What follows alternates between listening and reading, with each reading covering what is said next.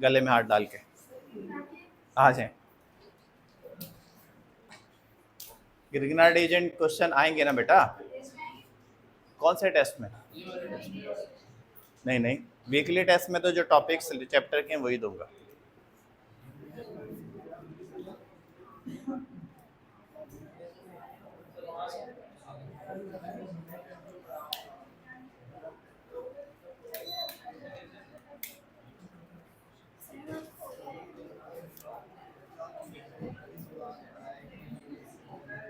Elimination reaction start कर रहे हैं।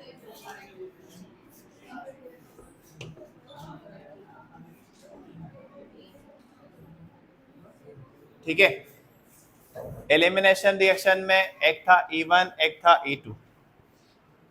आप बताएं सीआर, ये जो मैं रिएक्शन लिख रहा हूं ये कौन सा मैकेनिज्म फॉलो करेगा?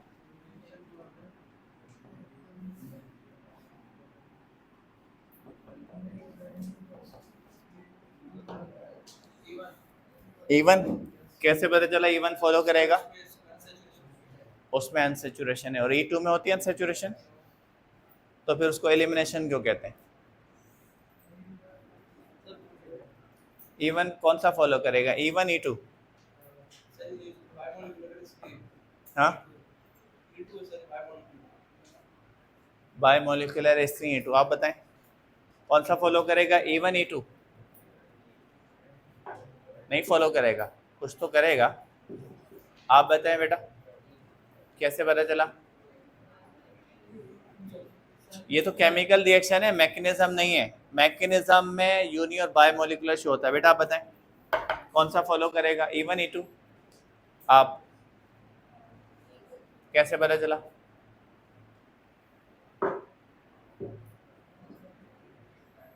आप बताएं E2 कैसे पता चला? हाँ, सेकंड स्टेप में हो रहा है E2। How? Primary alkyl halide है इसलिए E2 फॉलो करेगा। ये मैकेनिज्म थोड़ी लिखा हुआ है, ये तो रिएक्शन लिखा हुआ है। रिएक्शन तो आप चाहें E1 का लिखें या E2 का लिखें, उसको लिखने का तरीका एक ही है। अगर मैं यहाँ पर किसी टर्शरी अल्काइल हैलाइड के साथ एलिमिनेशन रिएक्शन लिख देता हूँ तो वो भी हम सिंगल स्टेप के अंदर ही लिखेंगे इसी तरीके से। तो केमिकल रिएक्शन को लिखने में कोई फर्क नहीं होगा, ना E2 में और ना E1 में। फर्क आएगा उसके मैकेनिज्म में। जब हम उसका मैकेनिज्म करेंगे तो हम बताएंगे कि E2 जो है, आप बताएं E2 बायोमोलिकुलर है यूनिमोलिकुलर है? हाँ, बायोमोलिकुलर है। कितने स्टेप में होता है E2? 2। सिंगल स्टेप मैकेनिज्म है। आप बताएं, आप कल आए थे? आप बताएं कि जो इसमें OH है किस पर अटैक करेगा?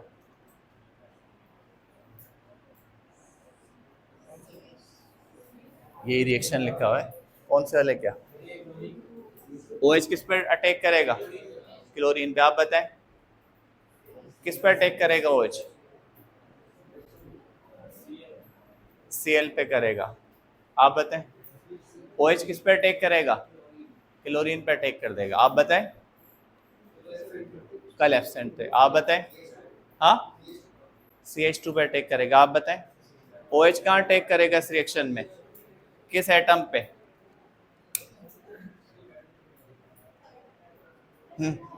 हाँ, बीटा हाइड्रोजन पर अटैक होता है एलिमिनेशन में।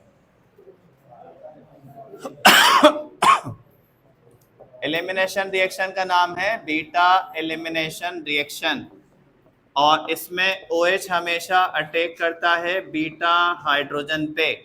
ये बीटा हाइड्रोजन है, इस पर पार्शियल पॉजिटिव चार्ज है। पार्शियल पॉजिटिव चार्ज इस पर किसकी वजह से आया?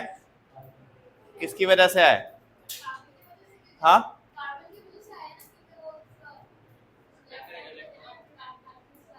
एक्चुअल रीजन कार्बन है। किस वजह से? किसके बीच में?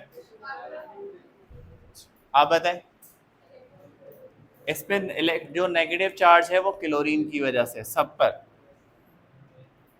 क्लोरीन इसमें पावरफुल एटम था, उसने सबसे पहले इलेक्ट्रॉन पेयर को अपनी तरफ पुल किया, जिसकी वजह से इस पर नेगेटिव चार्ज आया, इस पर आया पॉजिटिव। इस कार्बन ने अपना पॉजिटिव ख़त्म करने के लिए अपने से पहले वाले कार्बन से इलेक्ट्रॉन को खींच लिया, इस पर भी पॉजिटिव आ गया।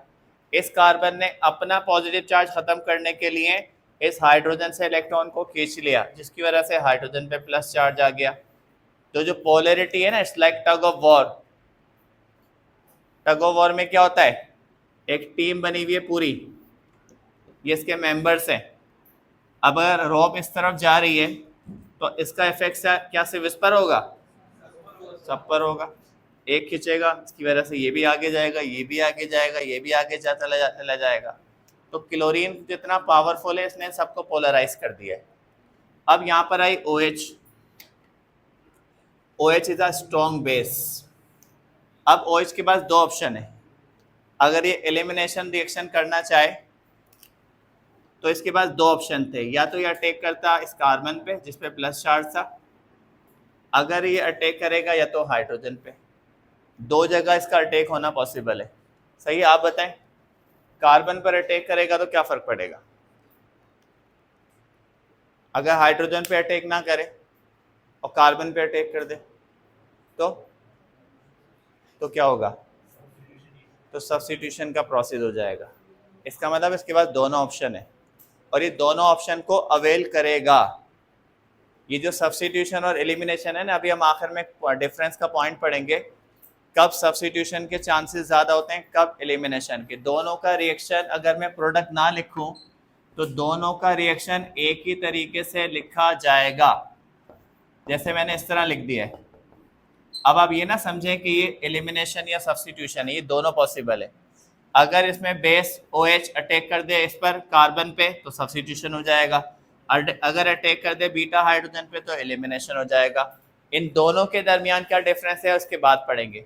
फिलहाल हम पढ़ रहे हैं कि OH ने अटैक कर दिया है बीटा हाइड्रोजन पे, ठीक है। OH कहाँ अटैक कर रहा है? बीटा हाइड्रोजन पे। अब इसके बाद कौन सी स्टेट बनेगी? Transition state. ट्रांजिशन स्टेट में हम शो करेंगे कि कौन कौन से बॉन्ड टूटने लगे हैं और कौन कौन से बॉन्ड बनने लगे।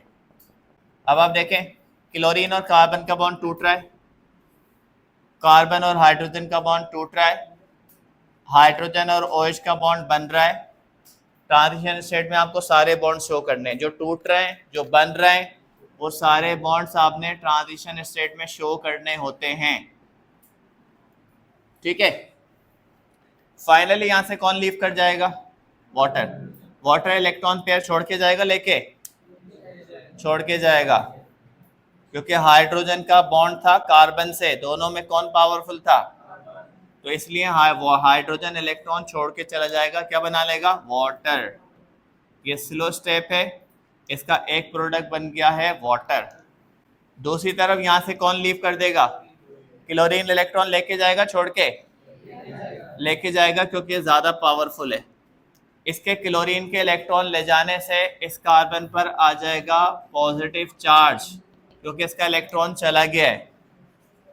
इसके इलेक्ट्रॉन लेने से इस पर आ जाएगा नेगेटिव चार्ज, क्योंकि इसके पास एक्स्ट्रा इलेक्ट्रॉन आ गया है हाइड्रोजन वाला।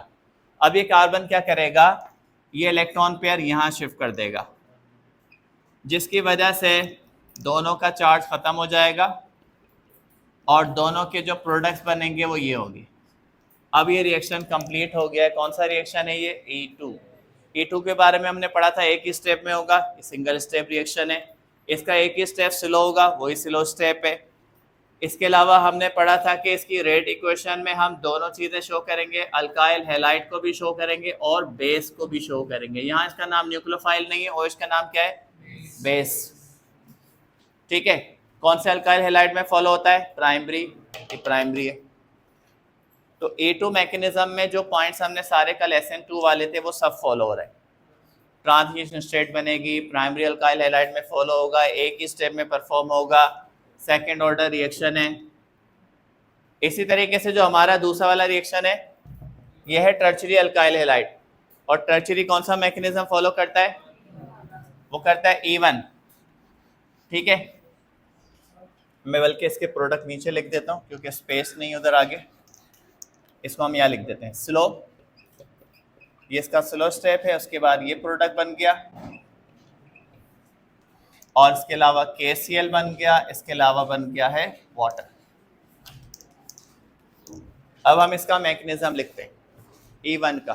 जी बेटा, फंक्शनल ग्रुप से पता चलती है। Chlorine is a functional group. Functional group के साथ वाला पहला कार्बन अल्फा, उसके बाद वाला बीटा, उसके बाद वाला गामा, उसके बाद वाला सिग्मा, उसके बाद वाला डेल्टा। अगर किसी स्ट्रक्चर में एक से ज़्यादा फंक्शनल ग्रुप है तो दोनों के हिसाब से अलग अलग नंबरिंग भी हो सकती है। यानी जो एक फंक्शनल ग्रुप के बाद पहला कार्बन है वो अल्फा, और जो दूसरे के बाद पहला है वो भी अल्फा। तो अल्फा और बीटा की नंबरिंग फंक्शनल ग्रुप पे बेस कर रही है। अभी क्योंकि हम फंक्शनल ग्रुप क्लोरीन है, इसके हिसाब से ये अल्फा हुआ, ये बीटा हुआ, और बीटा के साथ वाला हाइड्रोजन भी क्या हो गया? बीटा। तो अटैक हमेशा बीटा हाइड्रोजन पर होता है। SN1 और E1 में एक और ज़्यादा सिमिलरिटी ये है कि दोनों का स्टेप 1 बिल्कुल सिमिलर है। आप स्टेप 1 देखेंगे इसका और SN1 का, उसमें कोई डिफरेंस ही नहीं होगा। जैसे यहाँ से क्लोरीन सिंपली लीव कर जाएगा, लीव करने के बाद बन जाएगा टर्शियरी कार्बोनियम आयन। तो अब आप देखें ये इसका स्टेप बिल्कुल उसी तरह से जैसे SN1 का स्टेप 1 था कि क्लोरीन ने यहाँ से लीव कर दिया है। ये एक स्लो रिएक्शन है और ये इसका पहला स्टेप है। हाँ, दूसरे स्टेप में इसमें डिफरेंस आ जाएगा। दूसरे स्टेप का डिफरेंस ये है कि वहाँ तो अटैक होना था कार्बन पे, सब्स्टिट्यूशन के दौरान वो जो OH ग्रुप है वो आके अटैक किस पे करता है, लेकिन यहाँ पर अटैक कार्बन पे नहीं होना, अटैक होना है हाइड्रोजन पे।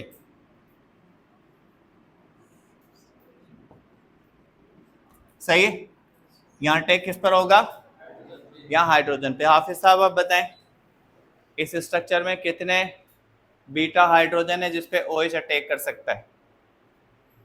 हाँ, 3 है। साइंटिस्ट आप बताएं। 3 है। आप बताएं बेटा।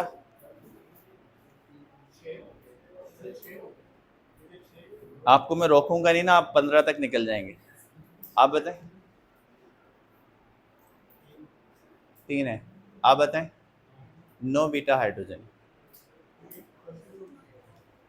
क्योंकि बीटा हाइड्रोजन वो है जो अल्फा से जुड़े हुए कार्बन। पहली बात तो ये अल्फा कार्बन है क्योंकि ये फंक्शनल ग्रुप से जुड़ा हुआ है। इस अल्फा के साथ वाला, अल्फा के साथ वाला, अल्फा के साथ वाला सब बीटा है, और हर बीटा कार्बन पर हाइड्रोजन मौजूद है। तो इसका मतलब है इस वक्त इसमें 9 बीटा हाइड्रोजन है। देखिए आपको काउंट करके बताता हूँ कैसे। 1 2 3 4 5 6 7 8 9। सही है।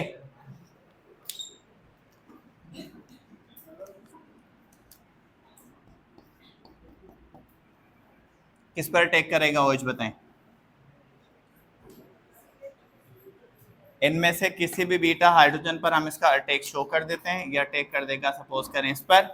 इसके बाद ये हाइड्रोजन इलेक्ट्रॉन पेयर छोड़ के चला जाएगा OH के साथ, और ये जो बॉन्ड है ये शिफ्ट हो जाएगा यहाँ पर, और इसके नतीजे में इन दोनों कार्बन के बीच में बन जाएगा डबल बॉन्ड। अब आप देखें ये जो हमने मैकेनिज्म लिखा हुआ है E2 का, ये 2 स्टेप में हो रहा है, जैसे SN2 2 स्टेप में होता था। इसी वजह से, और इसके पहले स्टेप में सिर्फ अल्काइल हैलाइड है, इसी वजह से रेट इक्वेशन में हम सिर्फ अल्काइल हैलाइड को शो करते हैं, और इसको हम बोलते हैं यूनिमोलिकुलर है। यूनि बायोमोलिकुलर कैसे डिसाइड होता है?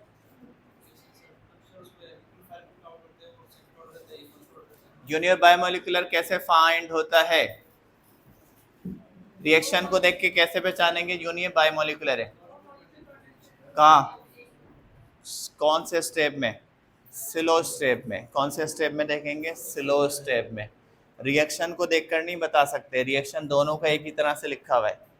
मैकेनिज्म में देखेंगे कि स्लो स्टेप में कितने मॉलिक्यूल हैं, अगर मैकेनिज्म में स्लो स्टेप में 2 मॉलिक्यूल हैं तो ये बायोमोलिकुलर है। अगर मैकेनिज्म के स्लो स्टेप में सिर्फ एक मॉलिक्यूल है, इसका मतलब यूनिमोलिकुलर है। तो आप किसी भी उसकी मॉलिक्यूलरिटी को देखना होगा तो स्लो स्टेप को देखकर बता सकते हैं उसकी मॉलिक्यूलरिटी क्या है। हाँ, स्लो स्टेप को, हाँ स्लो स्टेप आप ऐसे समझें, अगर मैं कहता हूँ कि रिएक्शन जो है ये 2 आवर्स के अंदर हो रहा है तो 2 आवर्स स्लो स्टेप का टाइम है। फास्ट स्टेप होता है माइक्रो सेकेंड्स में। कल मैंने एग्जाम्पल दी थी, वैसे एग्जाम्पल थी। असल में कोई ग्रुप ने आके अटैक करना है, जैसे ओएच ने इस जगह पर आना है, सॉरी इस पर अटैक करना है या जिस पे भी अटैक करना है, तो असल टाइम है क्लोरीन के लीव करने का। क्लोरीन जैसे लीव करेगा ओएच फौरन अटैक कर देगा। तो ओएच का जो अटैक करने का टाइम है ना वो फास्ट है, उसमें टाइम नहीं लगता। टाइम लगता है किसमें? स्लो स्टेप में। इसी वजह से स्लो स्टेप को बोलेंगे रेट डिटरमाइनिंग स्टेप। जो ऑर्डर ऑफ रिएक्शन है ना वो भी स्लो स्टेप से निकलता है, जो हमने केमिकल काइनेटिक्स में पढ़ा था। अगर कोई सा रिएक्शन 2, 3, 4 स्टेप में हो रहा है तो हम उसका ऑर्डर उसके स्लो स्टेप से निकालेंगे। जैसे यहाँ देखें, ये स्लो स्टेप है, इसी से रेट इक्वेशन बनेगी, इसी से इसका ऑर्डर पता चलेगा फर्स्ट ऑर्डर है। वरना अगर मैं इसको देखूं और इसको देखूं तो इनमें कोई फर्क नहीं, इस हिसाब से तो दोनों ही सेकंड ऑर्डर है।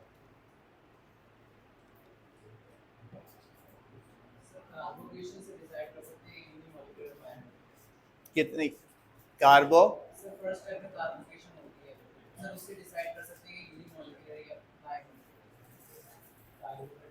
कार्बोकेटाइन की फॉर्मेशन कह रहे हैं ये इसके फर्स्ट स्टेप में या उसके फर्स्ट स्टेप में कार्बोकेटाइन की फॉर्मेशन होती है। तो कार्बोकेटाइन की फॉर्मेशन अगर होगी तो वो A1 ही हो सकता है, E2 में हो ही नहीं सकती। E2 में कार्बोकेटाइन नहीं बनता, E2 में अटैक होता है पहले। तो अगर आपको लग रहा है रिएक्शन में कार्बोकेटाइन बन गया, इसका मतलब वो E1 है या SN1 है, क्योंकि मैंने क्या कहा, स्टेप 1 बिल्कुल सेम है। अगर मैं सिर्फ ये स्टेप लिख दूं और आपसे पूछूं कि ये बताएं कौन से रिएक्शन का स्टेप है, तो आप नहीं बता सकते। या तो आपको प्रोडक्ट पता हो कि प्रोडक्ट कौन सा है, जिसको देखकर आप पहचान लेंगे। अगर सिर्फ इतना रिएक्शन आपके सामने लिखा हुआ हो तो ये अनप्रिडिक्टेबल है, क्योंकि यही स्टेप 1 सेम होता है SN,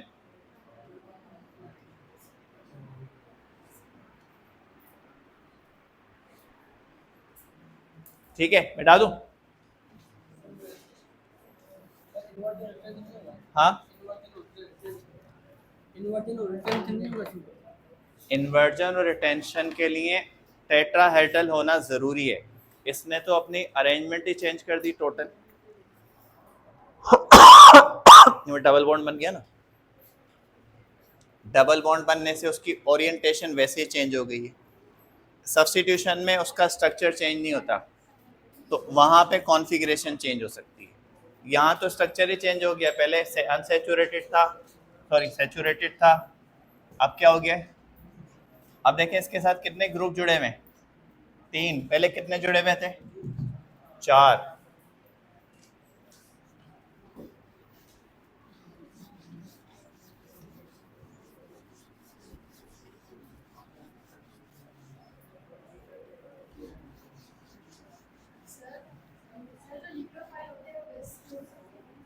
न्यूक्लियोफाइल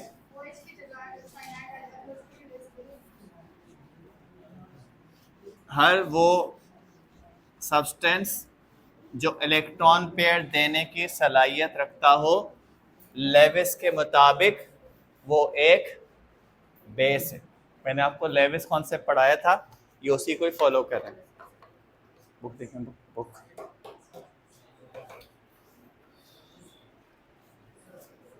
आपका जो MD-CAT का सिलेबस है उसमें टॉपिक्स में देखें क्या क्या लिखा हुआ है। इसके इस चैप्टर के अल्काइल हैलाइड लिखा हुआ है, ओ सॉरी एलिमिनेशन और सब्स्टिट्यूशन लिखा हुआ है बस।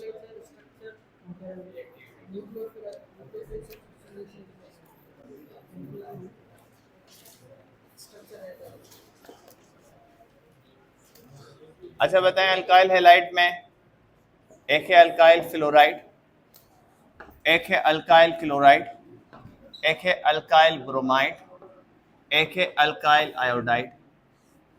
ठीक है, इनमें से कौन ज्यादा रिएक्टिव होगा? अल्काइल आयोडाइड, जो कि अल्काइल आयोडाइड होगा रेस्टोरेंट्स। ओके, जो कि अल्काइल फ्लोराइड होगा। आप बताएं अल्काइल आयोडाइड क्यों रिएक्टिव होगा ज्यादा?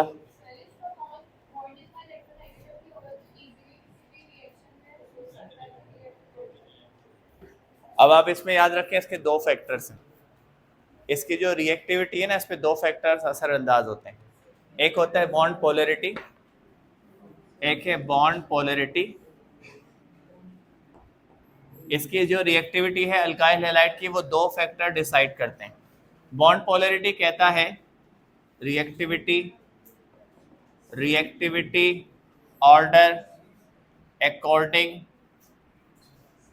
To bond polarity, reactivity order according to bond polarity. वो क्या कहता है? सबसे रिएक्टिव, ज्यादा रिएक्टिव है RF, उससे कम रिएक्टिव है RCl, उससे कम रिएक्टिव है RBr, उससे कम रिएक्टिव है RI। बॉन्ड पोलैरिटी वाला फैक्टर कहता है कि सबसे रिएक्टिव RF को होना चाहिए, क्योंकि सबसे ज्यादा पोलर यही है। इसमें नेगेटिव चार्ज बहुत ज्यादा है, इसमें पॉजिटिव बहुत ज्यादा है। सेकंड फैक्टर है रिएक्टिविटी ऑर्डर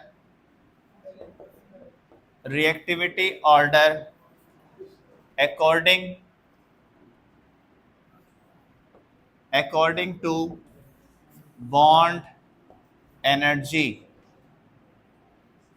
बॉन्ड एनर्जी का रिएक्टिविटी ऑर्डर बताता है कि सबसे कम बॉन्ड एनर्जी है अल्काइल आयोडाइड की, तो अल्काइल आयोडाइड सबसे रिएक्टिव होगा, अल्काइल ब्रोमाइड उससे कम रिएक्टिव होगा, अल्काइल क्लोराइड उससे कम रिएक्टिव होगा, अल्काइल फ्लोराइड सबसे कम रिएक्टिव होगा। ये कौन एक्सप्लेन करता है? बॉन्ड एनर्जी, क्योंकि बॉन्ड एनर्जी इसकी कम है। अल्काइल आयोडाइड की बॉन्ड एनर्जी कम क्यों है? उसके दो रीजन है, एक तो इलेक्ट्रोनेगेटिविटी डिफरेंस, दूसरा साइज। साइज के हिसाब से भी अल्काइल आयोडाइड मिसमैच है। किस तरह से? कि अगर मैं कहूं कि अल्काइल फ्लोराइड कैसा है, तो ये अल्काइल ग्रुप है और ये फ्लोराइड ग्रुप है।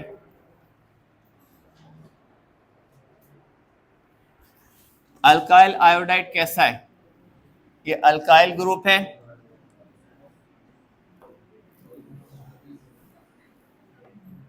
अब देखिए मिसमैच है ये।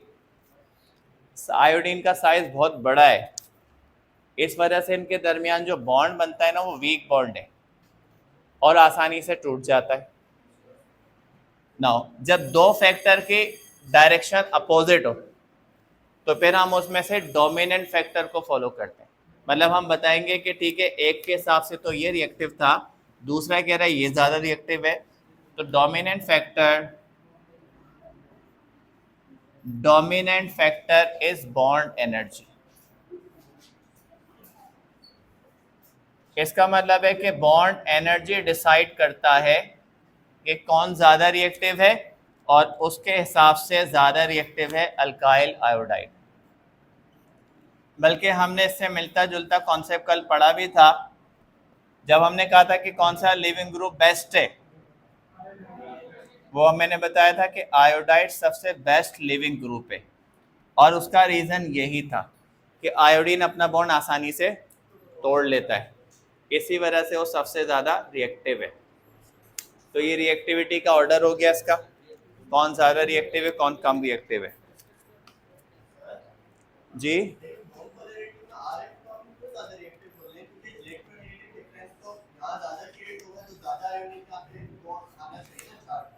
आपको मालूम है कि मीथेन की रिएक्टिविटी कम क्यों है? नॉन पोलर होने की वजह से। ये नॉन पोलर है इसलिए कम रिएक्टिव है। जो कोई पोलर मॉलिक्यूल होता है ना, वो न्यूक्लियोफाइल या इलेक्ट्रोफाइल को अट्रैक्ट कर लेता है। पोलरिटी का फैक्टर कहता है कि जहां चार्जेस होंगे वहां अपोजिट चार्जेस अट्रैक्ट हो सकता है, लेकिन जहां कोई चार्ज ही ना हो तो वहां पर वो अट्रैक्ट, इसी वजह से तो अल्केन न्यूक्लियोफिलिक या इलेक्ट्रोफिलिक रिएक्शन नहीं कर सकता। ये कौन सा करता है? कि फ्री रेडिकल करता है, यानी रेडिकल जो न्यूक्लियोफाइल से भी ज़्यादा पावरफुल होता है वो उसको तोड़ सकता है। वरना तो ना तो ये इलेक्ट्रोफाइल से रिएक्शन करते हैं अल्केन्स, ना तो न्यूक्लियोफाइल से रिएक्शन करते हैं, क्योंकि ये नॉन पोलर है। तो अब जो हम कह रहे हैं कि पोलरिटी इसकी ज़्यादा है, तो इसका मतलब इस पर चार्जेस की क्वांटिटी ज़्यादा है। ये अगर नेगेटिव है तो ये पॉजिटिव को अपनी तरफ अट्रैक्ट कर रहा है, अगर ये पॉजिटिव है तो अपने आप को नेगेटिव की तरफ अट्रैक्ट कर रहा है। लेकिन मसला ये है कि वो नेगेटिव और पॉजिटिव आके इसका बॉन्ड नहीं तोड़ पा रहे, इसकी तरफ अट्रैक्ट तो हो रहे हैं लेकिन इस तक पहुंचते हैं तो बॉन्ड इनका बीच में बहुत स्ट्रांग बना हुआ है, वो टूटता नहीं है। इस वजह से पोलरिटी वाला फैक्टर डोमिनेट नहीं करता, मतलब पोलरिटी की वजह से मॉलिक्यूल अट्रैक्ट तो हो जाता है लेकिन बॉन्ड नहीं टूटता। लेकिन दूसरे फैक्टर में क्या होता है, पोलरिटी तो कम है लेकिन इस बॉन्ड को तोड़ने के लिए एनर्जी बहुत कम चाहिए। इस वजह से कम एनर्जी होने की वजह से बॉन्ड आसानी से टूट जाता है। और इसी बेस पर हम कहते हैं कि वैसे तो ये भी रिएक्टिव हो सकता था इसके हिसाब से और ये रिएक्टिव था इसके हिसाब से, लेकिन इन दोनों में से ज़्यादा असरअंदाज कौन सा हुआ, तो इसकी वजह से हमने ऑर्डर इसी की बेस पे बना दिया। सही है। चैप्टर में टॉपिक का नाम बता रहा हूं मैं आपको, टॉपिक का नाम है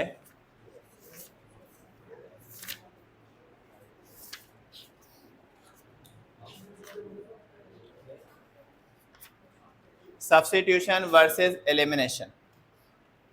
पेज नंबर है 147। ये आपका होमवर्क है, अब आप इसको पढ़कर आएंगे। कल मैं आपसे ही पूछूंगा कि जो फैक्टर्स हैं ये किस तरह से असरअंदाज हो रहे हैं, ये आपका होम टास्क है। सही हाफिज साहब, लाइन गिन के बता दूं? तो जब मैंने स्टार्ट का पेज बता दिया तो जाहिर सी बात है कंटिन्यू 148 तक हो, वहां तक पढ़ लीजिएगा।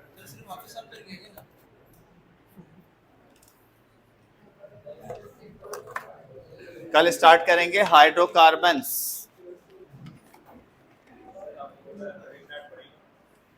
नहीं तो हाइड्रोकार्बन अल्कोहल में पढ़ेंगे ना, ये बताए।